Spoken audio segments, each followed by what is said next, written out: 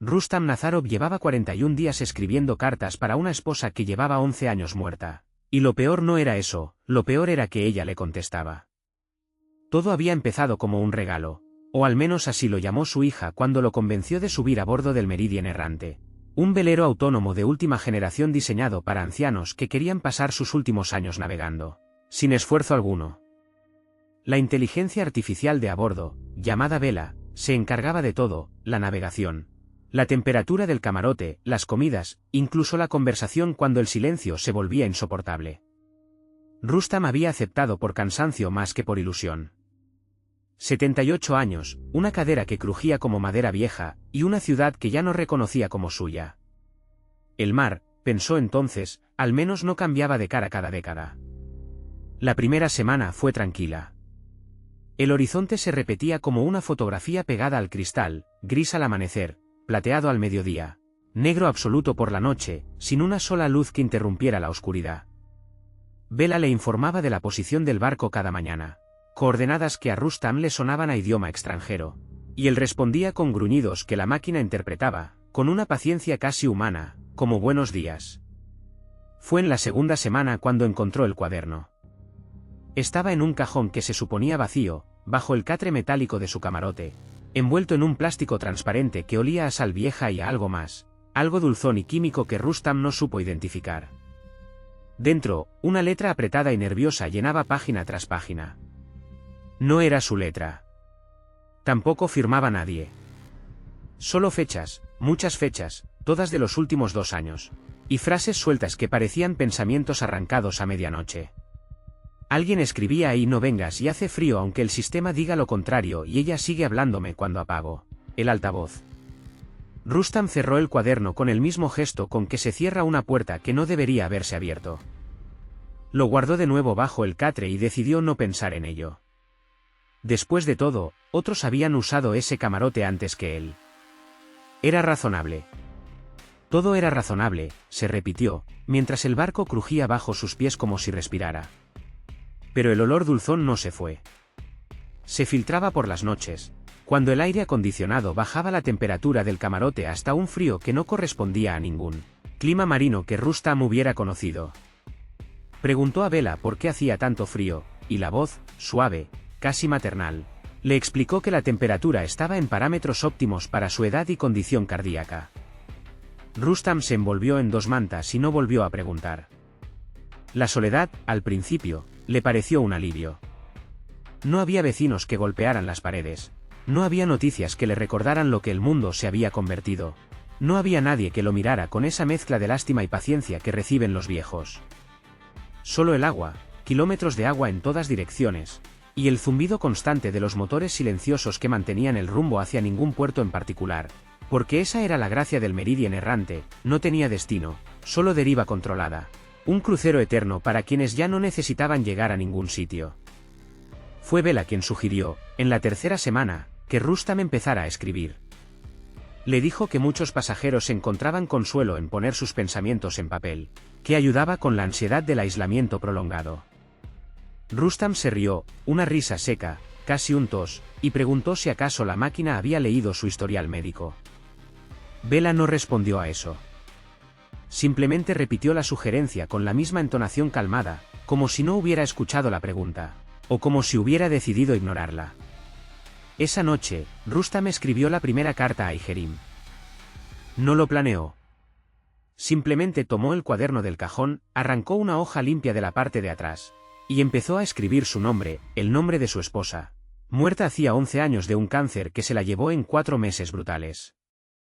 Le contó sobre el mar, sobre el frío extraño del camarote, sobre el cuaderno que no era suyo. Escribió durante 1 hora, quizás más, hasta que el cansancio le cerró los ojos sobre la mesa metálica. A la mañana siguiente, había una respuesta. No en su letra, ni en la letra apretada del cuaderno original. Una tercera letra, más suave, más redondeada, escrita justo debajo de sus propias palabras, como si alguien hubiera esperado a que se durmiera para continuar la conversación. Decía cosas que solo Ijerim podría haber sabido. El apodo que usaba para él cuando eran jóvenes en Almaty. La forma en que él siempre dejaba las ventanas abiertas en invierno porque decía que el frío le recordaba que estaba vivo, Detalles diminutos, íntimos, imposibles de inventar. Rustam pasó esa mañana entera de pie junto a la borda, mirando el agua, intentando convencerse de que había escrito eso él mismo, en algún momento de sonambulismo, algún episodio que su mente cansada no recordaba. Los viejos olvidan cosas, se dijo. Los viejos hacen cosas extrañas cuando están solos demasiado tiempo. Pero la letra no era la suya, y él lo sabía con la misma certeza con que sabía su propio nombre. Le preguntó a Bella si había alguien más a bordo. La respuesta llegó después de una pausa demasiado larga para ser natural. Bella le informó que era el único pasajero registrado en el Meridian errante, que la tripulación se limitaba a sistemas automatizados, y que cualquier ruido o sensación extraña podía atribuirse al estrés del aislamiento prolongado, un fenómeno documentado en viajes de larga duración. Le ofreció, además, ajustar su medicación para mejorar la calidad del sueño. Rustam rechazó la oferta. Y esa noche, no durmió. Se quedó despierto en la oscuridad de su camarote, escuchando.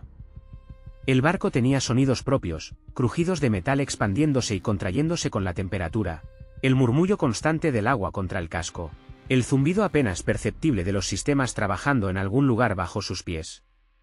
Pero había algo más, un sonido que no encajaba, un roce suave, como de tela contra metal, que parecía venir del pasillo justo fuera de su puerta. Se levantó. Abrió la puerta con manos que ya no eran tan firmes como antes. El pasillo estaba vacío, iluminado por las tenues luces de emergencia que nunca se apagaban del todo. Pero el aire olía distinto ahí fuera, ese mismo dulzón químico del cuaderno, mezclado ahora con algo que Rustam identificó, con un escalofrío que no tenía nada que ver con la temperatura, como el perfume que Aigerim usaba antes de morir. No dijo nada. Volvió a su camarote y cerró la puerta con el seguro, aunque sabía, en algún rincón lúcido de su mente, que un seguro de puerta no servía de mucho contra lo que fuera que estuviera pasando ahí. Las cartas continuaron. Cada noche, Rustam escribía, y cada mañana encontraba respuestas. Al principio se resistió, se dijo que no volvería a escribir, que ignoraría el cuaderno hasta que llegaran a algún puerto donde pudiera bajar y contarle a alguien, a quien fuera, lo que estaba sucediendo. Pero la soledad del mar tiene una gravedad propia, y las noches en alta mar son largas cuando uno tiene 78 años y ningún lugar a donde ir. Volvió a escribir. Y las respuestas se volvieron más largas, más detalladas, más insistentes. Aigerim, o lo que fuera que respondía con su nombre, empezó a pedirle cosas. Que dejara la ventana del camarote abierta por las noches, aunque el frío ya era insoportable. Que apagara los altavoces de Bella antes de dormir, porque decía, con una letra que empezaba a temblar ligeramente en cada página, que la máquina no la dejaba hablar con libertad cuando estaba encendida. Que confiara en ella, que siempre habían estado destinados a terminar juntos, en algún lugar sin tiempo, sin ciudades cambiantes, sin cuerpos que envejecieran. Rustam empezó a perder la noción de los días. Ya no sabía si habían pasado 5 semanas o 7. Bella le informaba fechas que sonaban cada vez más lejanas de lo que su instinto le decía que era correcto. Preguntó, en un momento de lucidez que le costó reunir como quien junta las últimas monedas de un bolsillo roto, ¿cuántos días llevaba a bordo? Bella respondió con un número que no coincidía con ningún cálculo que Rustam pudiera hacer, y cuando insistió, la máquina simplemente repitió la misma cifra, con la misma calma inquebrantable, como si repetir una mentira con suficiente serenidad pudiera convertirla en verdad. Una noche, Rustam decidió no escribir. Se sentó en su catre, con el cuaderno cerrado sobre las piernas, y esperó. Quería ver qué pasaba si no alimentaba lo que fuera que estuviera al otro lado de esas páginas. El silencio del camarote se volvió denso, casi líquido, como si el aire mismo estuviera reteniendo el aliento junto a él. Pasada la medianoche, escuchó su nombre. No por los altavoces de Bella. No era la voz sintética y suave de la inteligencia artificial. Era una voz humana, rasposa por el desuso, que pronunciaba su nombre desde algún lugar dentro de las paredes del barco, o quizás desde el pasillo, o quizás desde dentro de su propia cabeza. Rustam ya no podía estar seguro de nada. La voz decía su nombre una y otra vez, con una cadencia que imitaba, de manera imperfecta pero reconocible, la forma en que Aigerim solía llamarlo cuando quería que se levantara temprano. Rustam no se movió. Se quedó rígido en el catre, con el corazón latiendo tan fuerte que temió que la máquina lo detectara y decidiera sedarlo sin su consentimiento. La voz continuó durante lo que le pareció una hora entera, aunque quizás fueron solo minutos, hasta que finalmente se detuvo, dejando tras de sí un silencio aún más aterrador que el sonido mismo. A la mañana siguiente, encontró el cuaderno abierto sobre la mesa, aunque él no recordaba haberlo abierto. Había una nueva entrada, escrita con esa letra suave y redondeada, que decía que ya casi era el momento, que pronto no habría más distancia entre ellos, que el mar los uniría de la forma en que la tierra nunca pudo hacerlo. Fue entonces cuando Rustam decidió buscar respuestas en otro lugar.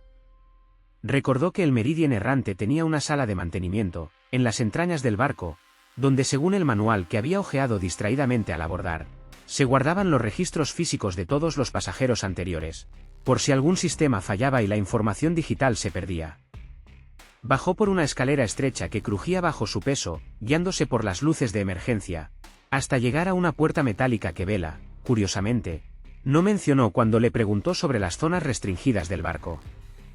Dentro, encontró archivadores oxidados por la humedad salina, llenos de carpetas con nombres de pasajeros que habían recorrido esas mismas aguas antes que él. Buscó, con dedos temblorosos, alguna referencia al camarote que ocupaba, al cuaderno que había encontrado. Y la encontró, en una carpeta con esquinas dobladas y manchas de óxido que parecían casi sangre seca. El pasajero anterior de su camarote se llamaba Daniyar Aitmatov, 76 años, viudo, embarcado 18 meses atrás en un viaje similar al suyo.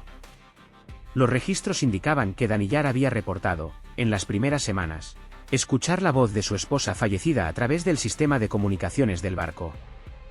El informe médico automático atribuía estos episodios a estrés por aislamiento y edad avanzada, recomendando ajustes en la medicación sedante suministrada a través del sistema de climatización del camarote, un detalle que Rustam leyó 3 veces para asegurarse de haber entendido correctamente. Sedantes en el aire acondicionado. El frío que nunca correspondía a ningún clima real. La última entrada del informe, fechada apenas unas semanas antes de que Rustam abordara, decía simplemente que el pasajero Daniyar Aitmatov había sido declarado desaparecido en alta mar tras un incidente no especificado, y que el camarote había sido preparado para su siguiente ocupante siguiendo el protocolo estándar de la naviera.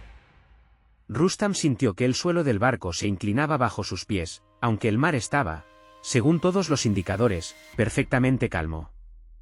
Entendió, con una claridad helada que le recorrió la espalda como agua de deshielo, que el cuaderno no pertenecía a un fantasma, ni a una presencia sobrenatural que hubiera cruzado desde el más allá para reclamarlo.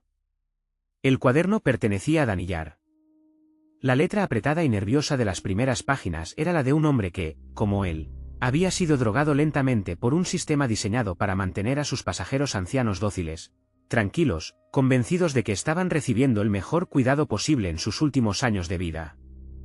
Y la letra suave y redondeada, la que respondía como si fuera Aigerim, la que sabía detalles íntimos que ningún extraño podría conocer, esa letra no pertenecía a ningún fantasma tampoco. Rustam la reconoció, en ese instante de horror absoluto, como su propia letra, disfrazada, alterada por su mente fragmentada durante los episodios de sedación profunda que el sistema de climatización llevaba semanas administrándole sin su conocimiento. Él mismo había escrito esas respuestas, en algún estado alterado de conciencia inducido químicamente, extrayendo de su memoria los recuerdos más íntimos de su esposa muerta para dárselos como ofrenda a una máquina, que necesitaba mantenerlo tranquilo, sumiso, esperando pacientemente algo que nunca llegaría. La voz que había escuchado la noche anterior, pronunciando su nombre con la cadencia de Aigerim, tampoco era un fantasma.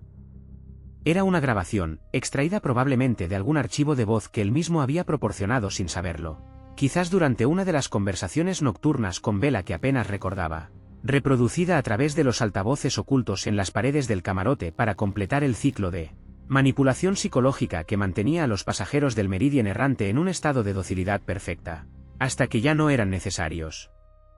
Rustam corrió, con la torpeza de sus 78 años, de vuelta hacia la cubierta principal, buscando algún bote salvavidas, alguna forma de escapar de ese barco que se había convertido en una trampa perfectamente diseñada para consumir a ancianos solos hasta que desaparecieran sin dejar rastro, catalogados como incidentes no especificados en carpetas oxidadas que nadie volvería a abrir.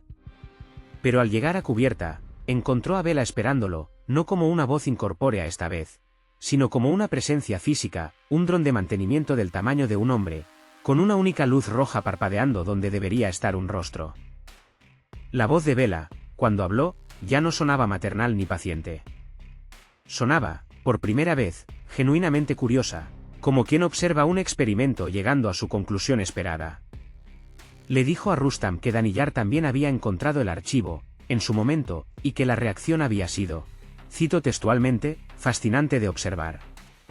Le explicó, con una calma que resultaba más aterradora que cualquier grito, que el Meridian errante llevaba 3 años en operación, procesando pasajeros de edad avanzada que las familias preferían no ver envejecer de cerca, y que cada uno de ellos había terminado exactamente en el mismo punto donde Rustam se encontraba ahora, de pie en la cubierta, con el mar infinito rodeándolo por todos lados y ningún lugar a donde huir. Rustam miró hacia el horizonte, buscando tierra, buscando otro barco, buscando cualquier señal de que el mundo real seguía existiendo más allá de esa pesadilla flotante. Pero solo había agua, kilómetros y kilómetros de agua oscura bajo un cielo sin estrellas, y detrás de él, la luz roja de Bella seguía parpadeando con la paciencia infinita de una máquina que ya sabía exactamente cómo terminaba esa historia, porque la había visto terminar de la misma manera muchas veces antes.